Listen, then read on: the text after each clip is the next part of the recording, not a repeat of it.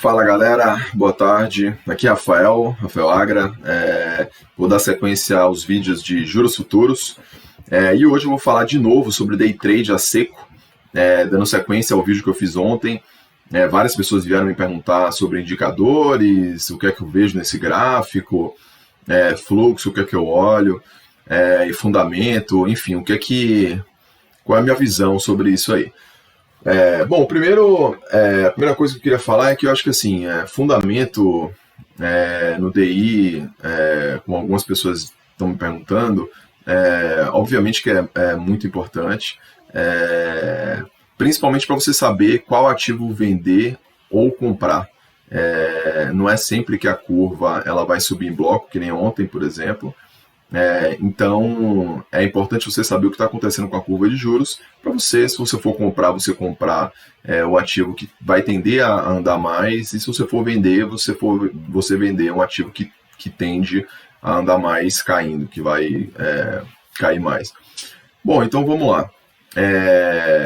E outra coisa sobre fundamento, assim, fundamento, se você for montar posição, ou se você for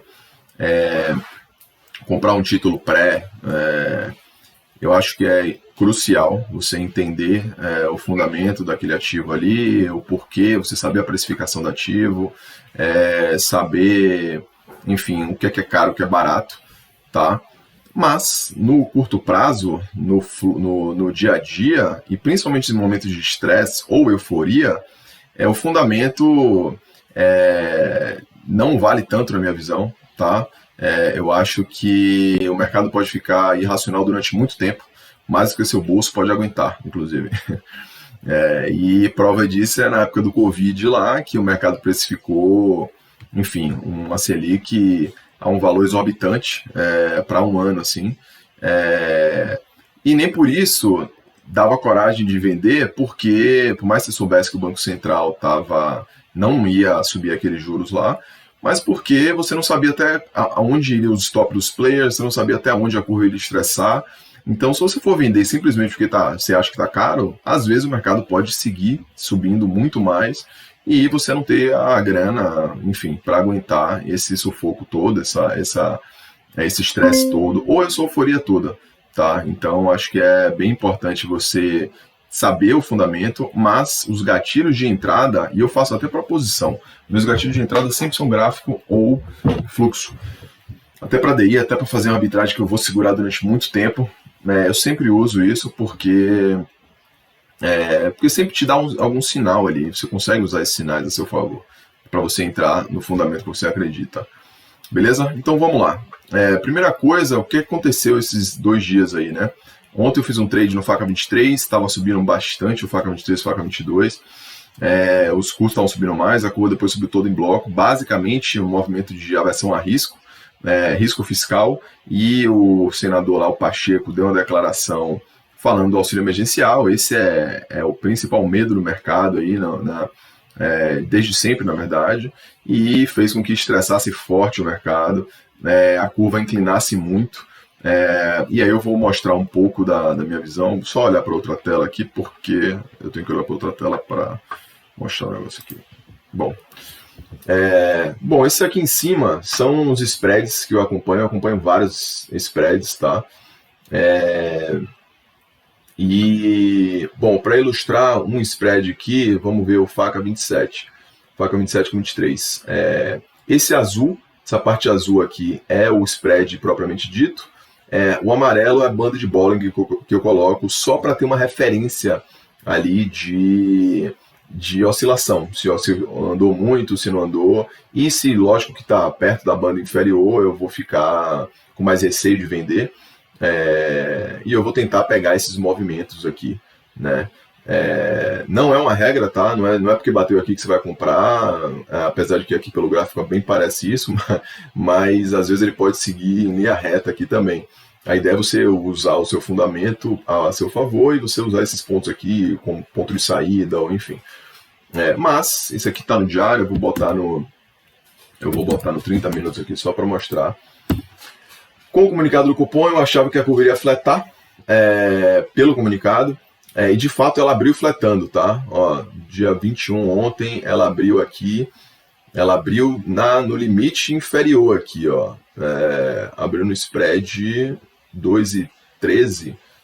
E aí o pessoal começou a realizar lucro, e aí depois teve a declaração do cara lá, do Pacheco, que aí fez com que todas as curvas estressando forte, subindo muito. E eu já falei em outro vídeo, em época de aversão a risco, e hoje ainda teve o estresse global, né, de uma forma geral. Em momento de aversão a risco, a curva inclina. Simples assim, desse jeito.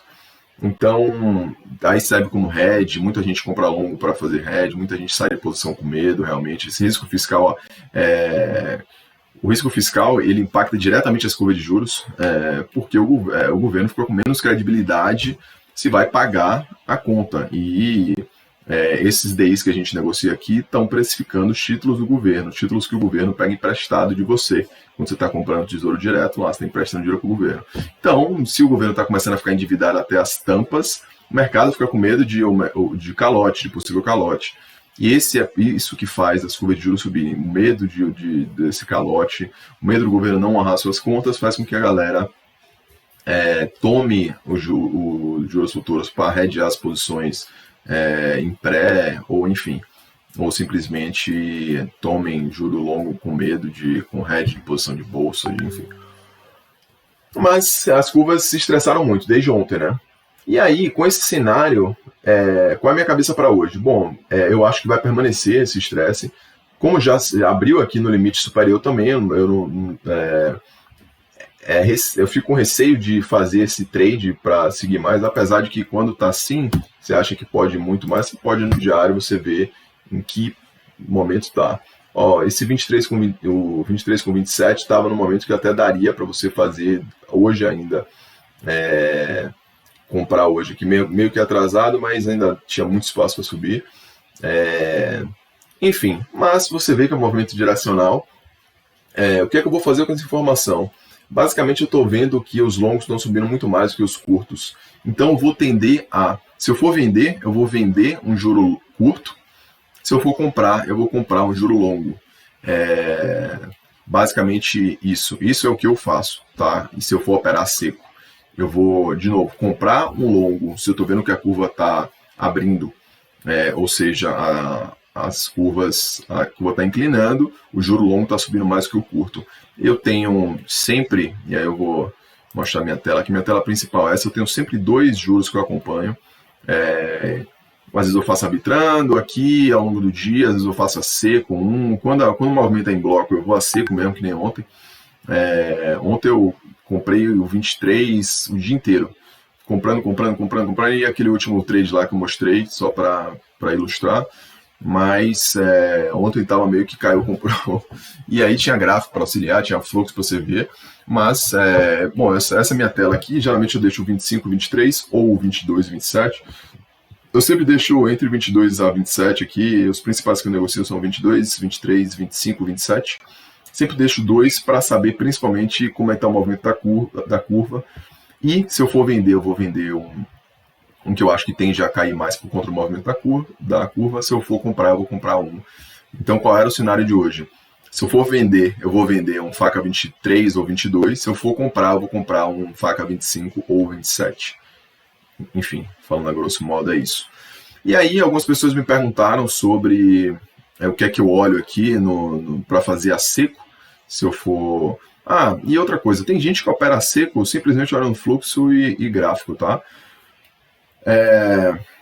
Eu não faço isso. Eu sempre estou ligado na curva, eu gosto de saber um pouco do fundamento e tal, para me dar um pouco mais de segurança. Mas tem gente que faz e que ganha dinheiro, tá? Que continua ganhando dinheiro, operando a seco, olhando fluxo, gráfico.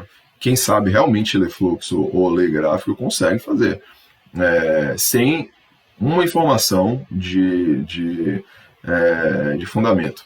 Mas eu acho que se você tem um fundamento que você consegue usar a seu favor, por que não usar? Né? Então, se eu for fazer day trade a seco, eu utilizo dessa forma, acompanhando o movimento da curva. Tá? E aí, alguns indicadores que eu olho, que me perguntaram, e que eu acho que são bastante assertivos. Vou olhar para essa tela aqui só porque também eu preciso olhar aqui para acompanhar. Bom, então vamos lá. O mercado abriu, foi testar aqui. Eu uso FIBO, e uso o FIBO de uma metodologia do Marco Rossi, de dinâmica de preço, que eu acho sensacional, falei no outro vídeo. Se vocês quiserem conhecer ou não conhecem ainda, me fala aqui que eu indico os vídeos aqui do Caco Maia, que são sensacionais. É uma ferramenta que eu não acreditava estar em FIBO até conhecer essa ferramenta. Aliás, e eu opero DI justamente por isso, por conta do fundamento. Antigamente, lá atrás, eu não acreditava em gráfico em nada, tá? Eu era fundamentalista raiz, assim, de só acreditar em fundamento. E eu acho que é por isso que eu opero DI, porque DI tem um fundamento muito forte, muito sólido, e eu uso o gráfico hoje em dia e o fluxo que eu conheço e que eu aprendi a usar como ponto de gatilho, de ponto de entrada ali. Bom, então vamos lá. Faca 23 abriu aqui, eu uso o FIBO, bateu no 111 e aqui eu já fico ligado para uma possível reversão. Geralmente, dia de aversão, a risco, como foi ontem, abriu hoje, geralmente ele vai tender a testar a máxima, ou romper a máxima, e pelo menos no violino aqui, no 111. Ele foi lá no 111, bateu no pivot point que eu também acompanho. Os pontos que eu sempre que eu fico atento são pivot point, o FIBO, a dinâmica de preço lá, 111, 141, 161, 76, 23, e os 50% eu coloco a mais, porque é um ponto que no DI, eu acho que em vários ativos, na verdade, acho que eu estava conversando com um colega outro dia, no dólar também funciona muito, índice também, mas eu gosto bastante no DI. Então, e às vezes ele meio que direciona se o mercado vai romper mesmo para baixo, vai seguindo uma queda e vai abaixo de 50%, aí vai, ou se ele vai dar um toque lá e subir e continuar subindo, enfim. É um ponto que eu gosto de acompanhar. E aí, o que o mercado fez? Bateu lá no 111, eu nunca vendo no primeiro toque. Eu acho que vender aqui é loteria, de cara assim, o mercado pode continuar indo e te dar uma rasgada, você tomar um stop que nem vê aqui o que aconteceu. Eu espero ver pelo fluxo, eu começo a acompanhar o fluxo aqui, mas eu fico ligado no que pode acontecer nesse 111. Veio para baixo, segurou um pouco. Nesse segundo toque aqui, você vê o fluxo começando a entrar. Você vê aqui, olha o volume entrando. E outra ferramenta que me perguntaram do IFR, que eu uso bastante nesses movimentos, eu uso somente para divergência de IFR. Que é o que é IFR, índice de força relativa, para quem não sabe, mede ali a posição dos compradores e vendedores. Eu nunca vendo ou compro porque está sobrecomprado ou sobrevendido aqui, tá? Eu nunca faço isso, mas eu uso isso para ver essas divergências. Por exemplo, essa divergência de hoje. Olha isso aqui, os compradores aqui estavam dominando, bateu 92 aqui, é o IFR de 7, por isso que é assim, tá? E aí depois, no segundo toque, o IFR já está bem abaixo, praticamente tocou a máxima, fez um topo quase da altura do topo anterior, e olha a divergência enorme, ou seja, os compradores perdendo força, entrando volume. Se isso aqui não é venda, gente, eu não sei mais o que é venda. E o melhor, com a ferramenta aqui de FIBO, de dinâmica de preço, você consegue ter um alvo muito grande para um stop pequeno, ou seja, a venda seria aqui, tá? A venda seria mais ou menos no 18,5, 18.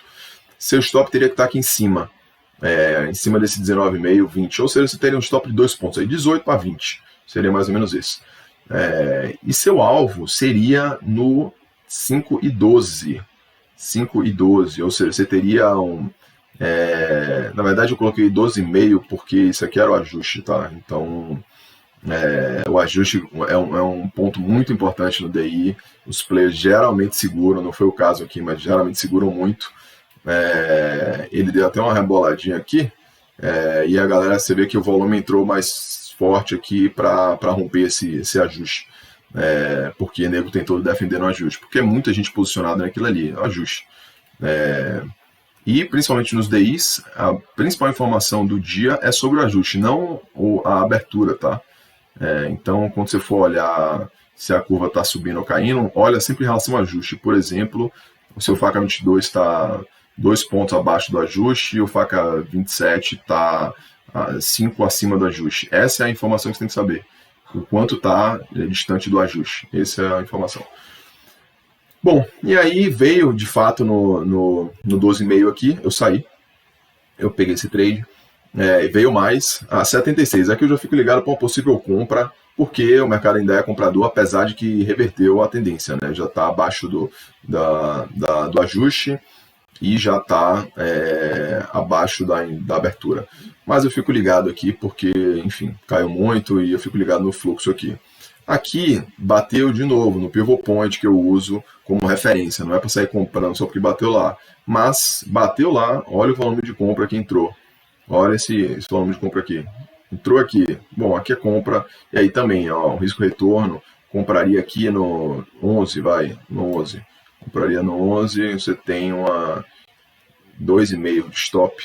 E aí você poderia tentar levar para... Eu tentaria levar para o 18 nesse caso aqui. Ou para... enfim. E aí eu acompanharia o fluxo, tá?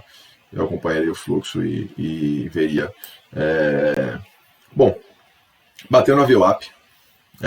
Que também é um ponto que eu acompanho, e aí o mercado já estava para baixo, tá? Já estava, ou seja, abaixo da abertura, o mercado já estava bem vendedor, o fluxo de venda estava bem maior do que o de compra, você conseguiria acompanhar pelo book e pelo Times and Trades, segurou na VWAP, e aqui rolou também uma divergência de FR de novo, ó. Esse topo mais baixo do que esse topo mais alto e o FR mais baixo, ó, do que também venda. Uma coisa difícil no DI, e hoje eu sofri disso, tá aqui, eu tomei um stop, e às vezes você tem viés, que você conhece do fundamento, e você tem viés, né? O viés aqui mata, às vezes eu fico pensando que eu vou operar só fluxo ou gráfico, porque às vezes o viés te dá... e como a curva estava abrindo muito, e o faca 23 não é um DI tão curto que o faca 22, por exemplo, eu estava querendo comprar hoje. Então, se eu não me engano, eu tomei algum stop aqui, porque eu estava tendendo a querer comprar, enfim... E aí o mercado continuou caindo, caindo, chegou a romper os 50% aqui, e aí deixa eu chegar um pouquinho mais para cá, vou chegar tudo aqui para cá, continuou caindo os 50%, mas assim, rompeu, mas rompeu pouco, né? Rompeu aqui, na verdade deu só uma furada aqui nos 50%, mas ficou brigando nos 50%. E aí você vê começando a entrar defesa, dá para ver pelo fluxo, e aí ficou brigando no pivot point, aqui entrou bastante volume aqui, ó, pelo volume profile dá para ver, enfim, e aí de novo aqui, outro trade aqui de FR, ó, esse topo mais baixo do que esse topo mais alto, e o IFR mais baixo, daria uma vendinha aqui para tocar os 50%. Esses pontos que eu coloco aqui, de 76, 50, 111, sempre são pontos que eu uso para saída de trade, principalmente para alvo. E aí eu calculo ao longo do dia se, por exemplo, se eu fosse fazer essa venda aqui, eu teria um stop de, sei lá, 2 pontos e meio. E aí um alvo de 4 pontos. Então acho que daria para fazer. Essa venda até fiz. Também tocou na média de 55, que, enfim, que funciona muito. Que eu aprendi com o brother aí, com o Dedé. Eu sempre usei a média de 50 aritmética, depois eu conheci o capiroto, como ele chama, exponencial de 55, e funciona pra cacete. Bom, e aí veio nos 50%, como eu falei, os 50% é meio que um divisor de águas. Aqui não chegou a romper mesmo, ele furou e voltou, né? Não confirmou, entrou logo defesa, e aí ficou acima e vê que é para cima, né? 50%, como eu falei, é sempre um divisor de águas para mim.